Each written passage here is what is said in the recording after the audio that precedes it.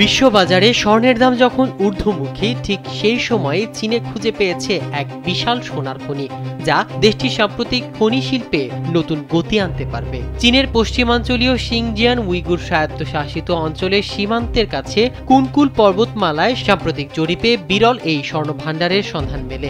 সরকারি ভূতাত্ত্বিকদের তথ্য অনুযায়ী খনিটিতে 1000 টনেরও বেশি সোনা মজুদ থাকতে পারে। এই আবিষ্কারটির বিস্তারিত প্রকাশিত হয় 4 নভেম্বর এক বৈজ্ঞানিক জার্নালে। কাশগড় জিওলজিক্যাল টিমের সিনিয়র ইঞ্জিনিয়ার হে ফুবাও জানান, পশ্চিম কুনকুল এলাকায় একটি বৃহৎ স্বর্ণ বেল্টের রূপরেখা স্পষ্ট হচ্ছে।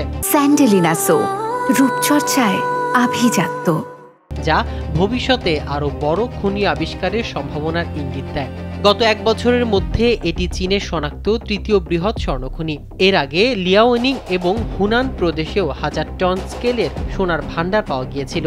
আন্তর্জাতিক খনি শিল্পের হিসাবে বর্তমানে চীনে উত্তোলন অপেক্ষমান সোনার পরিমাণ প্রায় 3000 টন, যা রাশিয়া ও অস্ট্রেলিয়ার মোট মজুদের তুলনায় উল্লেখযোগ্যভাবে কম।